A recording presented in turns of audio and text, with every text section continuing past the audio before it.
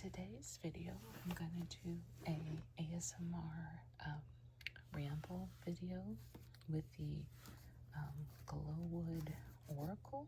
I believe it's Oracle.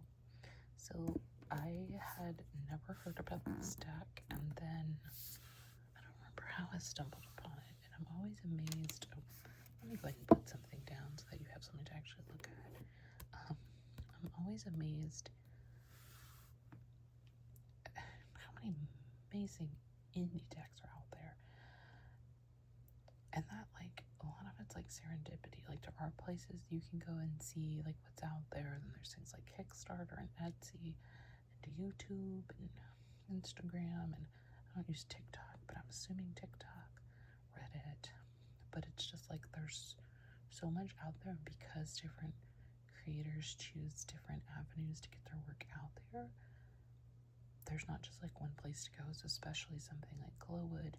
I think I stumbled on their website, but I think they've recently gone on Etsy, which is, I think, where I ordered it ultimately from. I can't remember if I got it from Etsy or from their website, but anyway, this one's a good one that reminds me. It's a reminder to me of partly why I make these videos, is trying to connect people with decks they may not be aware of. You know, so like if I stumble on it and then you stumble upon my video, maybe you like what you see and you go and get it. So anyway, so let's go ahead and I'll kind of show you the setup, like what you would get, and then I'll go through each of the cards. And then, like in previous videos, you know, I've been trying to do is actually do a spread. A lot of times it's been a 3-card spread. It may be slightly different. I haven't yet worked with this, and from what I've read in it, and I've seen someone else's video, it can be really intricate. So just keep that in mind. I'm just kind of giving you a snapshot of kind of what it looks like, what it is. As you can see, the companion book is very meaty, which I love. It also comes with a bag already, so I've put them in there. So it all comes in a big box. Okay, I'm dropping things. That's not very ASMR, is it? This big loud things falling. This is the box. Let me go out for a second. So that's the box it comes in, and all of that came in the box. But let's go ahead and go back in here. And what I think I'll do is put this down for a second.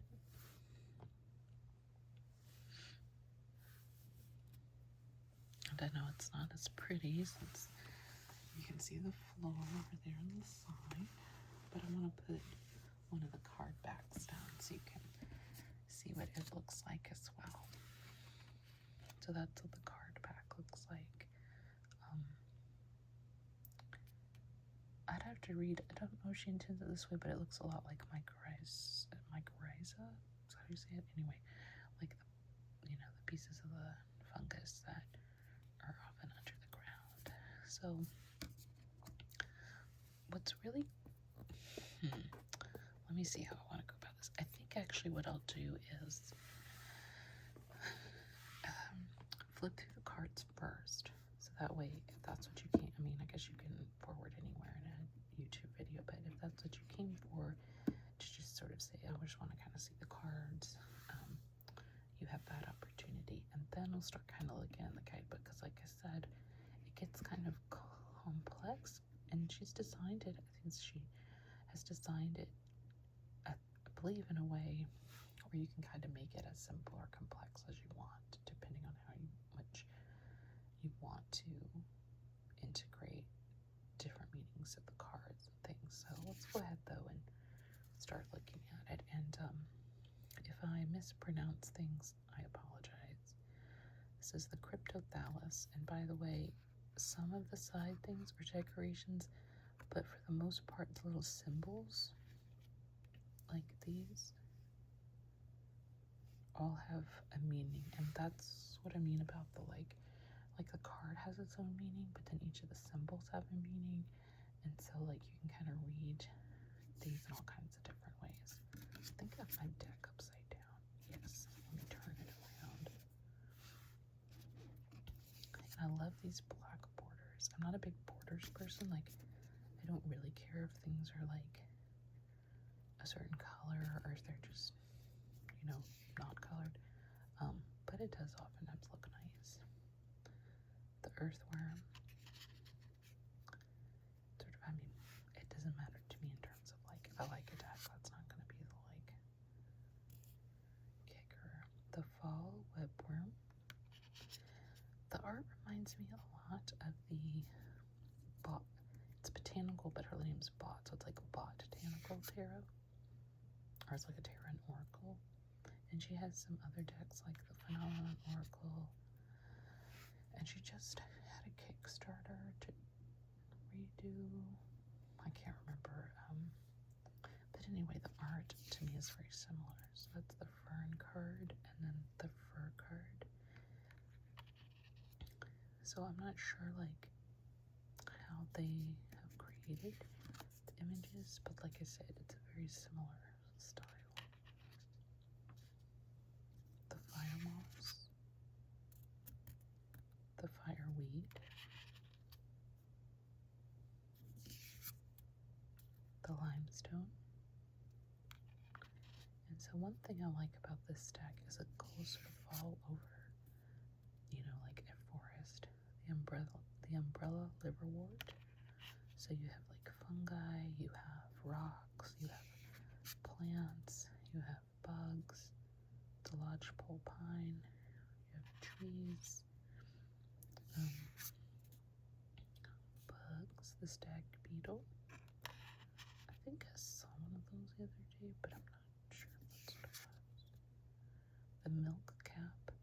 Also, as someone who likes to go look and take pictures of mushrooms, I like that she clearly, it's not just like, oh, mushrooms. Like, she clearly knows something about fungi, because the fungi she talks about, like that, the milk cap, like not everybody knows that there are milk cap mushrooms. Magnetite, so another rock mineral. And I'm woefully ignorant about rock minerals, so I'm sorry. Trinosum, I think, is that a rock? Not sure. Reindeer lichen.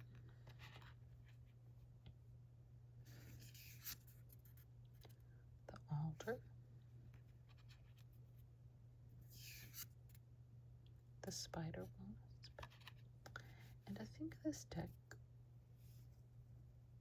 came out like years ago, like maybe 3 or 4 years ago. And so, oh, the aspen. I like aspen, sparkling aspen. And you may or may not know this, and I need to redouble check, but I believe aspen groves, they're actually like one organism, like, and they're all clones, I think. The beech, like the tree of the beech. But what I was gonna say about like not knowing sort of like what decks are out there and like how to find it, I think part of that's also like time. You know, like I ran into this deck, but maybe if I was around 4 years ago looking into tarot and oracle, I would have been aware of it, because, you know, it would have, I think it had a Kickstarter, like it would have been on Kickstarter. And ooh, the birch polypore. I actually saw one of these for the very first time like a month ago. Never seen one in my life, because I don't think we have birches around here. We were on a trip. The birch. So that's, I guess, another thing I'd never really thought about, is like sometimes these things may be like, whoa, how did I miss this? Because it's like, well, it was kind of in people's minds a few years ago, the bitter oyster. But I think that's another reason why I like seeing people show their decks, the black locust. And while it's probably, you know, sometimes I think, oh, I'm showing this deck, but other people have done rock cruise, the arbuscular mycorrhiza. But you never know who might not have seen those videos, who might, because this is a newer video, the URL, you know, might show up in in an algorithm, high or whatever. So it might still be useful. The Lily of the Valley. So I really am trying to showcase my decks as I have time. The European Oil Beetle. Hopefully these ASMR videos are the Milking Bonnet are relaxing to you. They're relaxing to me actually, just making them. The Clover, not that I get ASMR tingles, head tingles from my own videos, but the process of making them. The Springtail, especially if I'm feeling particularly anxious or particularly sort of panicky. The Snail. I find it can be helpful to make these videos because I'm focusing on something else. I'm sharing something. The Snow Lichen. Even if people the few weren't.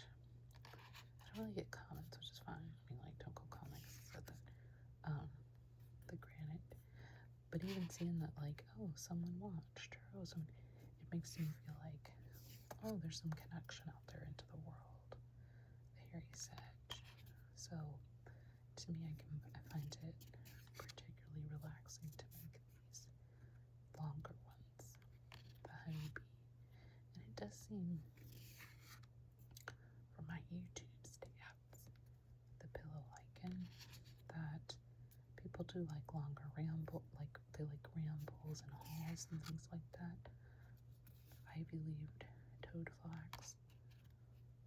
But it's a little all over the place. I think there are people who do the one verticals. And to me those are nice. Again, on my own, it's nice for me to be able to do them.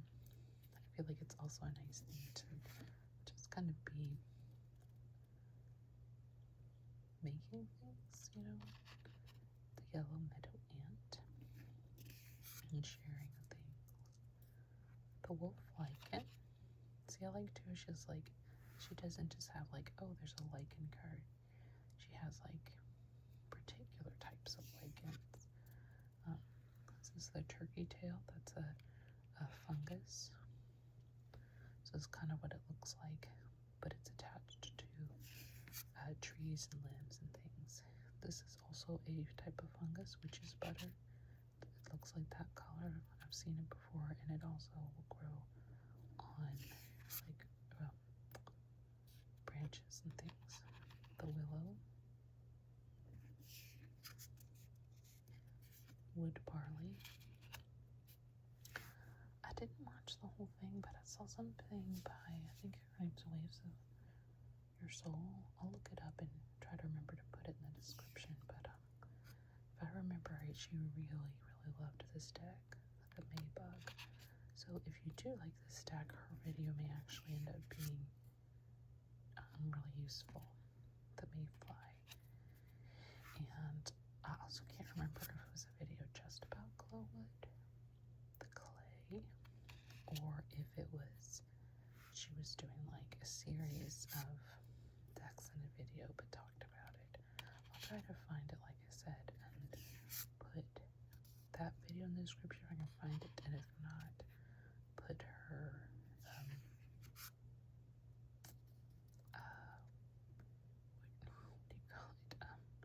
channel, the sand. That way you can see someone else's perspective, especially someone who's spent more time with the deck. The Sandstone, Spanish Needle. It's also a nice chunky deck. Glowworm. She is not skimped on the number of cards. The Stinging Nettle, which is another thing that reminds me of the botanical, because the sweet scented bedstraw, because it's also similar. That one has I think that's my legs, not teeth. I think she has over the botanical has over 100 cards, I think,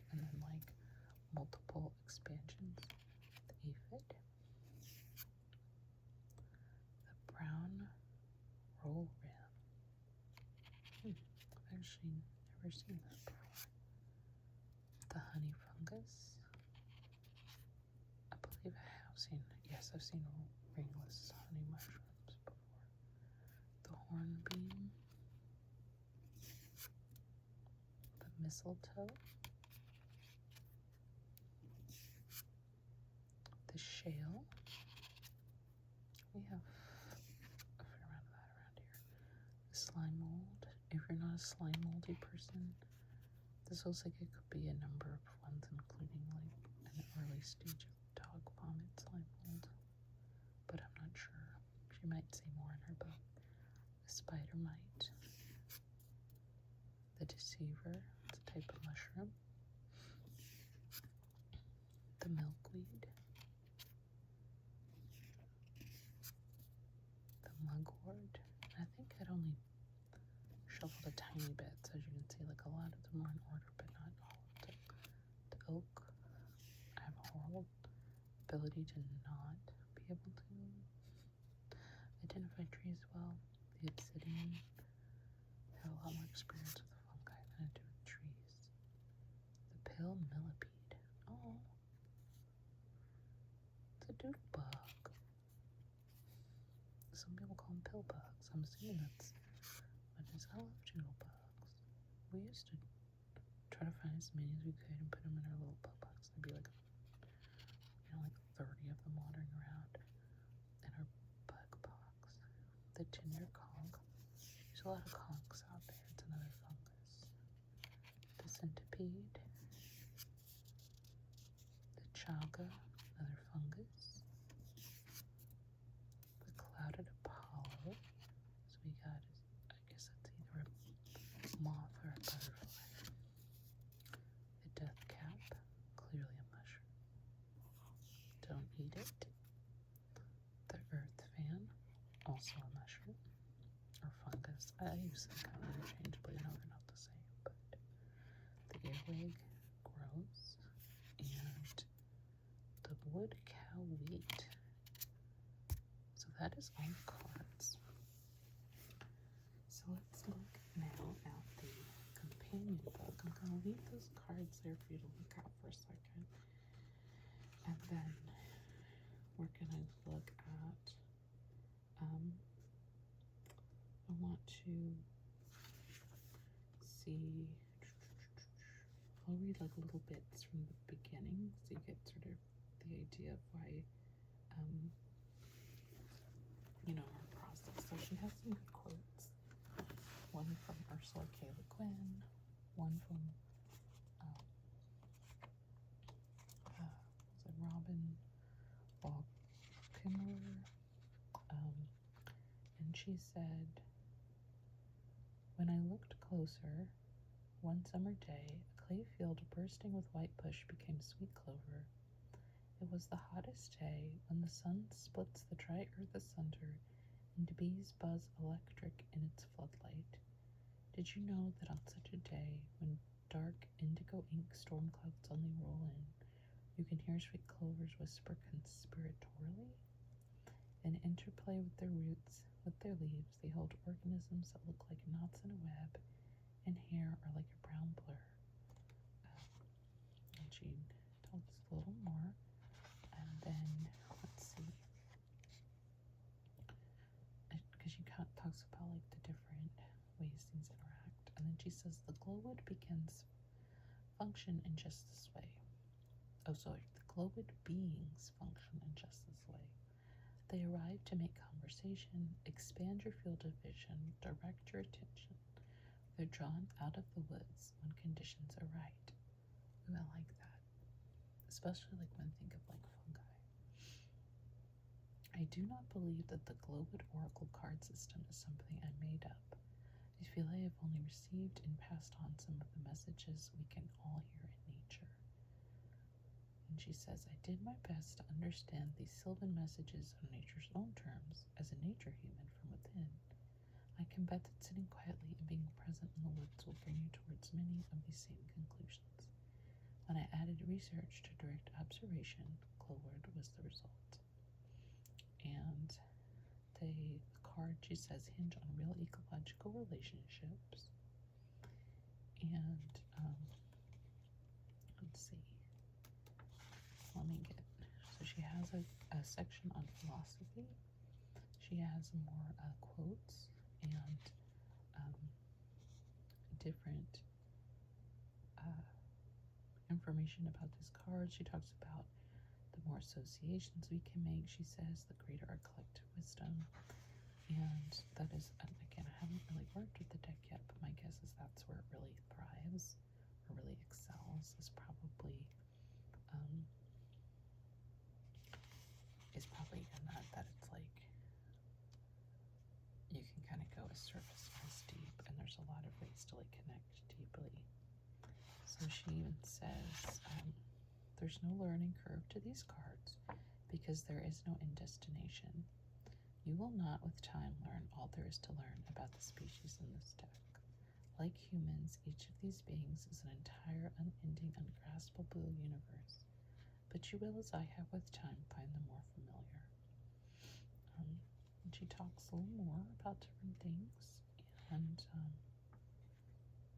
I like how she says, I'd like to, in her acknowledgements kind of area, she says, I'd like to thank several dead and many alive people for teaching me how to learn from nature. I just like that she acknowledges both and puts words, not just like, oh, my dad, even though he's not here. She's like, yeah, the dead and the alive. And so I'm going to show you a page from the book. Let me get this out again. So here's what she shows you, like what's in a card. So like the name, there's an image, and then she gives you the page numbers where these different like symbols come into play. And so again, I think that's what she means when she's trying to like the Glowwood system, right? Put these cards back sort of in the middle. Ooh, I don't like the he makes me out. Let's do Earth Man and Death Cat. So like I said, there's a lot for each card, and she has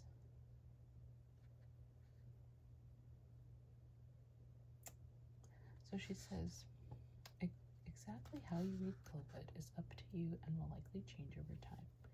You can pick and choose information from the following places. I have arranged it roughly in order of complexity. 1. Find and read the provided card description. And, just like you would any sort of traditional book. 2, you can look at the categories page. And so that's where like the different symbols come into play. There's also other symbols that come into play.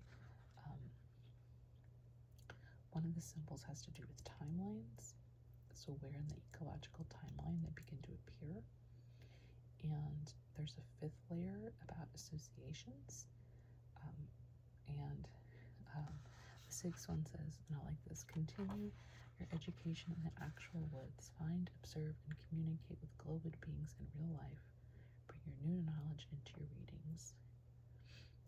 At the end of each reading, thank the beings that showed up today. Thank yourself and the cards for taking this time for introspection. Then release all beings back into Glowwood by shuffling them back into the deck. And she said, they're not archetypes or symbols. They present themselves as a community of organisms with various relationships to you, your world, your mind, your problems, and your questions. They are drawn out of the woods because they sympathize, assist, reflect, or resonate. For instance, you may see certain beings because they recognize a given situation as familiar. And she goes on to everything. So anyway, she then has some different spreads. And let me see. So in this case, and the spreads are, again, it's a very unique deck. Like the spreads, it's obviously put a lot of thought. The spreads are even like the shapes of different creatures. Like the network is based, one's called a network, and it's based off like a spider's web. There's another one like some plants, and the northern hemisphere here looking at like the different equinox, southern hemisphere here, months. So let's see.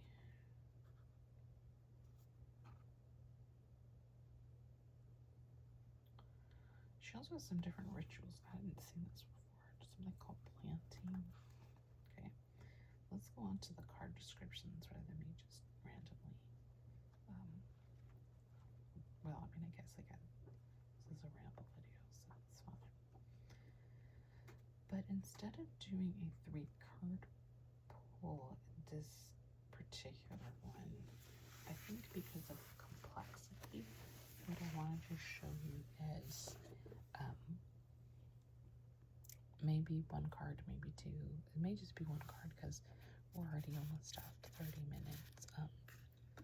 1 card, but then show you like read you both the meaning of the card as well as like the meaning of like the Earth fan, but then also like what the different symbols on that particular card are, so you can get a sense of, you know, what's going on, or if not knowing what's going on, a sense of like, oh, there's so many ways you can use this, and if that's something that appeals to you, perhaps this is a deck you would want to acquire.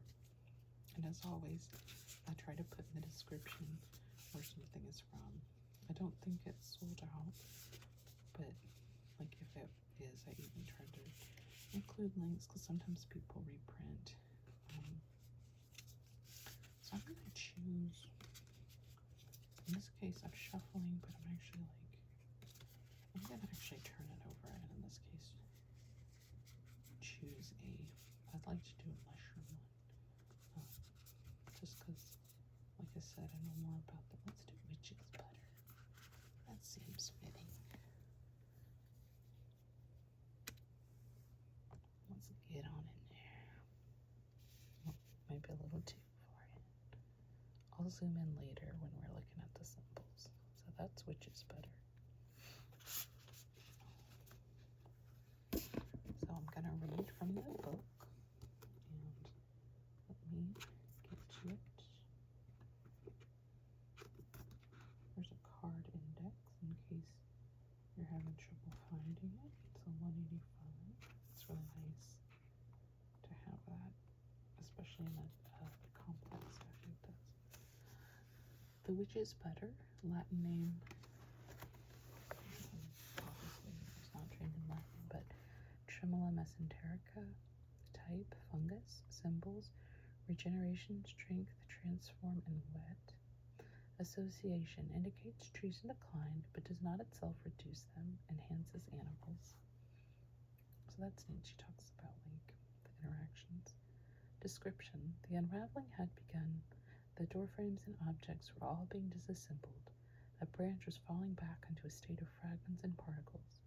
Some things had been packed into boxes. It was not a sad nor a happy time necessarily when the yellow brain knocked. It was raining. The antenna of our intuitions were transmitting terabytes of knowledge. The witch's butter found the threads of these streams and attached itself. In the channel they held open, a place between this manifestation and the next, existing in the space between. It enjoyed the sugars that were being pulled from this opening by others, resources loosened from the hold of their envelopes, soothed and lulled by this atmosphere, growing in the aftermath of something, suspended, producing, with a tremble, some mystical solutions. Keywords: hanging on, using the user, parasitizing the parasite, wobbling, readily reviving after isolation, periods of dryness, sliding into view when a particular road or journey is abandoned, utilizing discarded pieces, synthesizing used from the disused for its own private benefits, an individual advantage in the context of systemic change. Okay, first of all, rather than going into the symbols and stuff, I think I am just going to leave that for now because I think it's going to get too confusing. I have a couple thoughts. One, the description is very lyrical, which can be good It's not necessarily my style, but I think might be other people's style. And who knows, it may be one of those things I just need to get more in the rhythm of. But one thing I really, really like, beyond the sort of, what I really like is that beginning with the symbols and associations, but her keywords, like on that, are just, not just so specific, but like, they do show an intimate knowledge with the organism. And I actually really like that it's not just sort of like, oh, which is better, you know, kind of like blah, blah, blah, but it's like, no, you know, like, this is like parasitizing the parasite, using the user, hanging on, like it just sort of stuck there on the branch, right? Like, witch's butter, wood ear, all those things, where she says, readily reviving after isolation, periods of dryness, because both of those fungi will like desiccate. I don't know if that's the right word, but anyway, they may not even look like much of anything unless it's wet or been raining, in which case they revive and they're beautiful. So that just where she's really like clearly has some intimate knowledge of the thing she's made. So definitely want to use this more, especially maybe the keywords. Usually I'm a descriptions kind of gal rather than a keywords gal, but I might be the inverse here with Glowwood. So I'm excited about this stack, and I'm glad I had a chance to showcase it with you guys. I hope you found this helpful. Always love to hear if you have any thoughts or feelings regarding Unity cards, the deck, what have you. Or alternatively, if you know some cool decks that you want to share, I might own them, I might not. So like, I always love to know what's out there. But yeah, so this is Glowwood. I'm gonna turn this over. I try to make a picture for my Ramble videos where you can kind of like see the box and the card. In this case, I'm gonna do the booklet and the card because the box is very large and it's hard not to just love the guidebook. It's just got a really neat imagery to it. So the Glowwood Oracle. I think I called it Tarot, but it's Oracle, obviously. And I hope to see you guys soon. Thanks for watching.